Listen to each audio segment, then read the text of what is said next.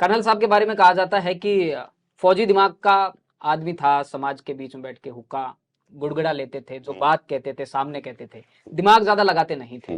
विजय बैंसला के बारे में कहा जाता है कि थोड़े से सॉफ्ट आदमी है, बजाय कर्नल बैंसला दिमाग भी लगा लेते हैं, अंग्रेजी बहुत अच्छी बोलते हैं। ये एक बड़ा फर्क ना ना, कर्नल साहब ज्यादा अच्छी अंग्रेजी बोलते थे जी, बहुत पढ़े लिखे थे कर्नल साहब, अमेजिंग।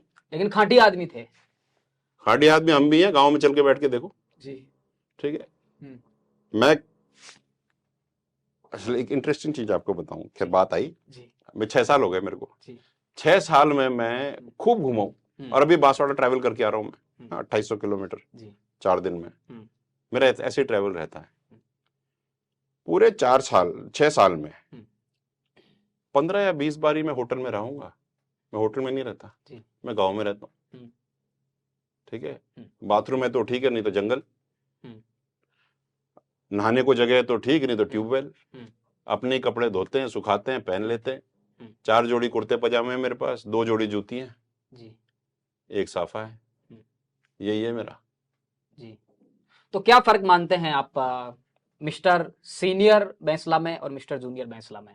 क्योंकि बाकी बातें तो आपने कहा कि अंग्रेजी हम दोनों बोलते थे, खांटी आदमी भी हम हैं, आंदोलन में भी कर सकता हूं, पटरियों पर मैं भी बैठ सकता हूं, तो मैं क्या नहीं फर्क? जी, करेक्शन जी, मैं आंदोलन नहीं करता जी, और कर्नल साहब भी आंदोलन नहीं करते थे, समाज आंदोलित रहता था।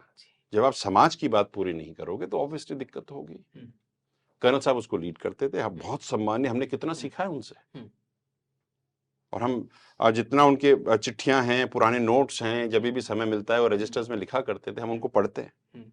6 साल जो मैंने थोड़ा बताइए हमारे दर्शकों को रजिस्टर के बारे में। रजिस्टर के बारे में, जो रजिस्टर था, कैसी बातें वो लिखा करते थे, क्या उनके रजिस्टर में खास होता था? वो कहते थे कि वो नेपोलियन की जीवनी बहुत पढ़ते थे। हाँ बिल्कुल पढ़ते और नेपोलियन की जीवनी से उनको बहुत ज्यादा सीख मिलती थी। आप ये देखिए अलग अलग जगह रजिस्टर्स, छोटे छोटे नोट पैड्स, हाँ कहीं पर भी आप देखो, गद्दे के नीचे, तकिए के नीचे, हमने ऐसे कैसे रखे हो।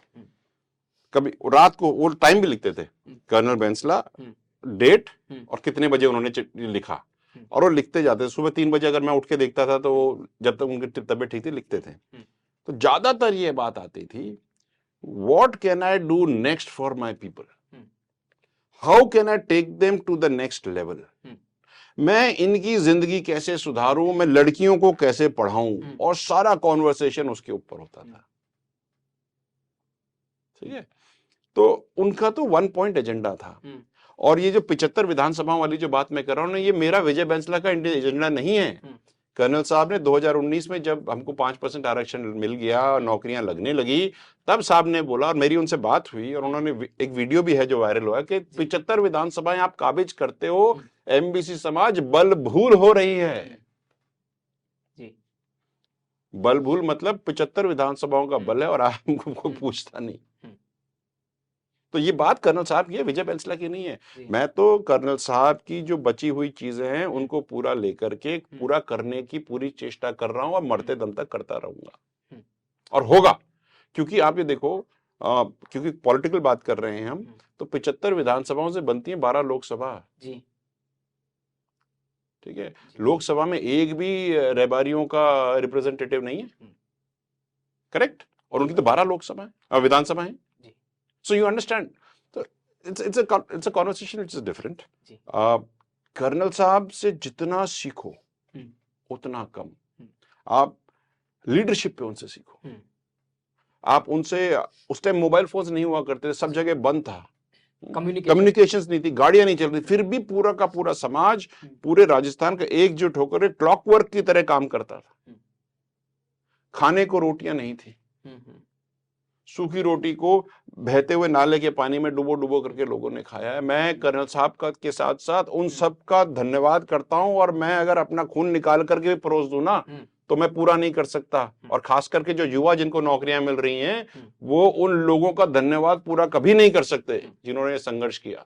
बड़े आंदोलनकारी कर्नल क्रोड़ी सिंह बैंसला से जुड़े अनेक ऐसे संस्मरण विजय बैंसला ने हमारे साथ में साझा किए जो अक्सर लोगों को अभी नहीं पता है। राजस्थान से जुड़े तमाम मुद्दों को जानने और समझने के लिए जुड़े रहिए थिंक 360 के साथ। धन्यवाद।